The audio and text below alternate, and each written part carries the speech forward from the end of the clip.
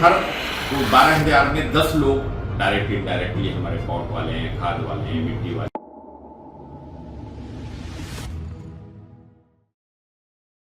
गाजियाबाद में हाल फिलहाल में उपचुनाव का माहौल शुरू हो चुका है।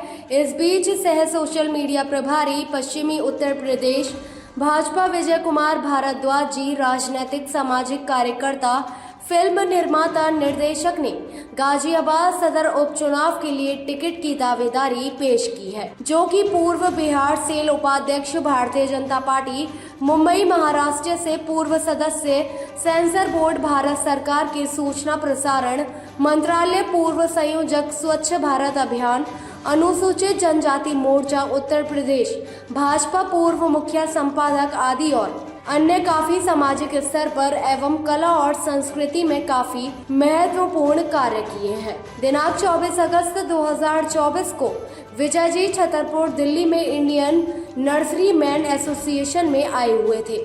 जी हाँ, इस इंडियन नर्सरी मैन एसोसिएशन के राष्ट्रीय अध्यक्ष श्री YP सिंह ने अपना पूरा समर्थन और उनका पूरे सम्मान के साथ विजय भारद्वाज जी का स्वागत किया और सभी मीडिया कर्मियों को बताया कि विजय जी को पूर्ण समर्थन मिलना चाहिए।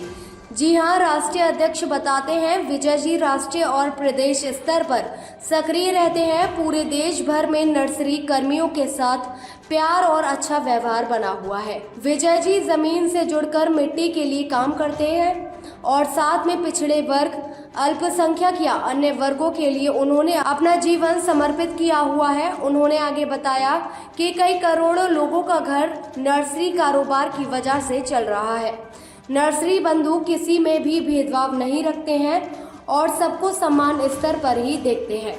गाजियाबाद से प्रदीप मिश्रा की रिपोर्ट। हर 12,000 में 10 लोग डायरेक्ट इनडायरेक्टली हमारे पॉट वाले हैं, खाद वाले हैं, मिट्टी वाले हैं, लेबर है, दूसरे तरीके का लैंडस्केप करते हैं हम लोग। ऐसे बहुत सारे सेक्टर्स हैं जो हमारे डायरेक्ट इनडायरेक्ट। तो अगर हम देखें तो गाजियाबाद में फार्मर्स और एग्रीकल्चर का काम करने वाला नर्सरी से जुड़ा हुआ आदमी कम से कम 50,000 है, जो कि एक बहुत बड़ा समुदाय है जिसको हमेशा लोग इग्नोर करते हैं, लेकिन इग्नोर नहीं किया जाना चाहिए।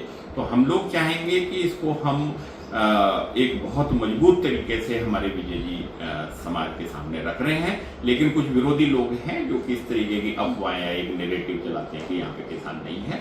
लेकिन मैं आपको आश्वस्त करना चाहता हूँ कि कम से कम 50,000 लोग हैं जो कि हमारे विजय जी के फेवर में जाएंगे। जब हमारे विधानसभा प्रत्याशी के तौर पे आएंगे तो बीजेपी को ये जाएंगे, तो इस बात को बिल्कुल माइंड से निकाल देना चाहिए कि गाजियाबाद में किसान नहीं है।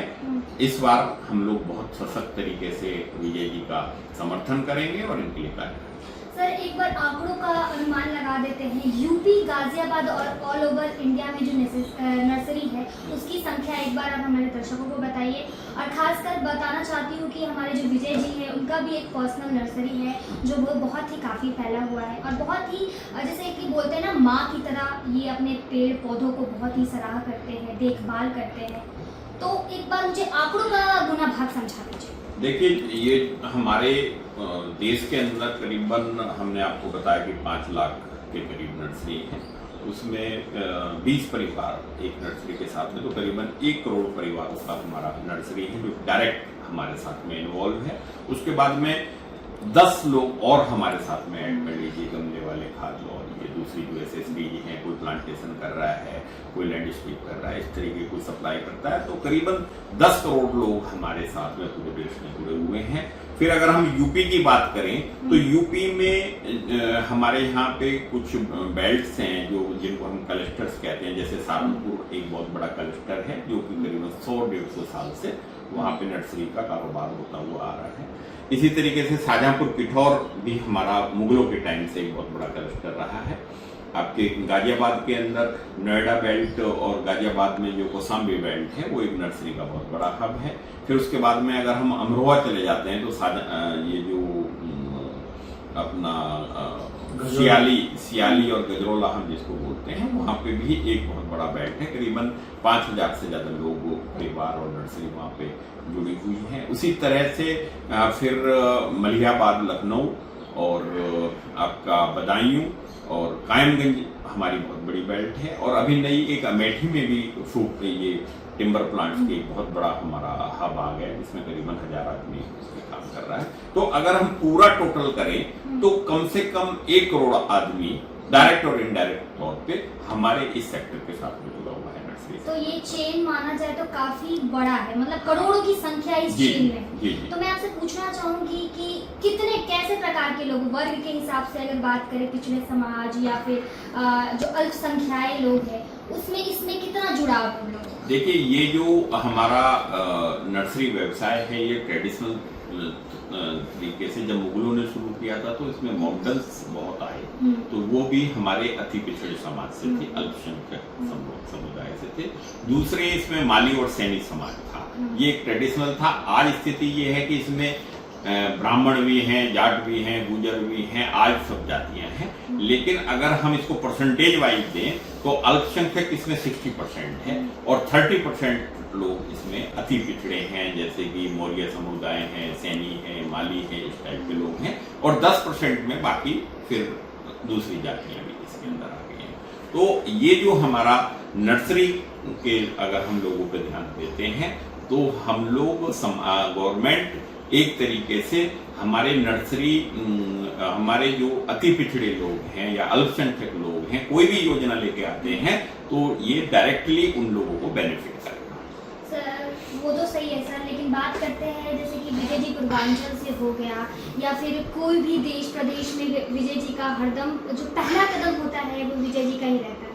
वो अगर महिलाओं की बात करें या फिर महिलाओं के लिए क्या उत्तम काम हो सकता है, बहुत सारे एनजीओ में भी इनका सहयोग रहा है। एक युवा नेता के रूप में ये उभर के आ रहे हैं और गाजियाबाद उपचुनाव में इन्होंने अपना पर्चा भी भरा है। तो कितना सहयोग देशवासियों का होना चाहिए, किसान तो है ही प्रदेश में, देश में, तो सहयोग विजय जी को काफी अल्पसंख्या और पिछड़ी समाज से भी आना चाहिए। देखिए, इसमें 2-3 फैक्टर हो जाएंगे कि जैसे अल्पसंख्यक समाज है वो विजय जी के साथ है, काफी अग्रसर रहते हैं वो उस चीजों के लिए, अग्रसर रहते हैं, वो उनके लिए बहुत काम करते हैं।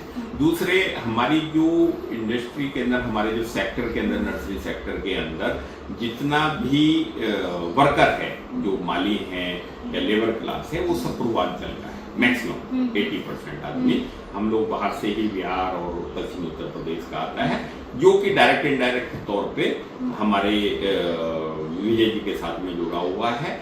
और अगर इनको भाजपा टिकट देती है तो वो पूरा समुदाय, जो कि हमारे पूरे जो हम लोगों ने भी आपको कैलकुलेशन दी थी, उसमें 80% वे लोग हैं जो पूर्वांचल से जुड़े हुए हैं। तो अगर बीजेपी इनको टिकट देती है तो मैं 100% इनकी जीत के प्रति आश्वस्त हूँ। इनका जैसे कि आपको पता है खुद का पर्सनल नर्सरी है, काफ़ी उद्यानों के लिए, पेड़ पौधों के लिए काफ़ी काम करते हैं, तो कुछ अलग स्थान इनको मिलना चाहिए कि नहीं मिलना चाहिए? जैसे कि ये इतने काम करते हैं, वो सिर्फ जन जागरण के लिए नहीं बात करूँ, नपुंसक या फिर स्त्रीलिंग पुल्लिंग की ना बात करूँ, मैं किसी कास्ट या फिर धर्म पे नहीं जाना चाहती, ये सारे लोगों को, भारत देश के लोगों पे जाना चाहती हूँ। तो इनको जो टिकट है वो मिलना चाहिए, और मिलना चाहिए तो कितने प्रतिशत इनको वोट मिलना चाहिए? क्योंकि हम पूर्वांचल, मैं भी पूर्वांचल से बिलोंग करती हूँ, और हमारे लिए तो विजय जी ने काफ़ी ही बेहतरीन काम किया है। जैसे कि पिता के पास हम जाते हैं, एक पुत्री जाती है और बोलती कि पिता मुझे ये चाहिए, वो चाहिए, उस स्थान पे विजय जी को हम समझते हैं। तो महिलाओं का काफ़ी सपोर्ट हो, वो किसी भी कास्ट की हो, ये तो मैं आपको दावे के साथ बता सकती हूँ। लेकिन हमारे जो विजय जी कार्य कर रहे हैं, सामाजिक तो काम कर ही रहे हैं, और जो नर्सरी व्यवसाय से जुड़े हुए हैं, हमारे नर्सरी किसान के तौर पे ये नर्सरी चलाते हैं, ये बड़ी दिल और आत्मा का काम होता है। इसके अंदर सिर्फ वही आदमी काम कर सकता है जो दिल और आत्मा के साथ में जुड़ा होता है। और दुनिया का जो सबसे पवित्रतम काम है वो है नर्सरी प्लांट तैयार करना। हमारे विष्णु पुराण में एक उदाहरण है कि एक पेड़ लगाना ब्रह्मा विष्णु महेश 3 पेड़ों की 3 मंदिरों की स्थापना करने के बराबर पुण्य देता है। तो विजय जी ने तो कितने मंदिर बना दिए हैं, वो तो कैलकुलेशन विजय जी के भी पास नहीं होगी। तो ये एक पवित्र आत्मा है और एक बहुत ही नेक और पवित्र काम करते हुए आ रहे हैं। तो अगर आप मेरे से कहेंगे, क्योंकि मैं इस व्यवसाय का प्रतिनिधित्व करता हूँ, तो इनसे अच्छा प्रत्याशी कोई नहीं हो सकता जो कि आपके दिल, दिमाग और आत्मा के साथ में जुड़ा हुआ है। जो इतने नेक काम करता है वो कभी भी समाज के लिए हमेशा अच्छा ही काम करेगा, कभी बुरा काम नहीं कर सकता है। तो इसलिए ये अगर आप मेरे से पूछेंगे तो ये सबसे ताज़ा खबरों से जुड़े रहने के लिए हमारे चैनल को सब्सक्राइब करें और बेल आइकन को दबाना ना भूलें ताकि हर खबर की नोटिफिकेशन आपको मिलती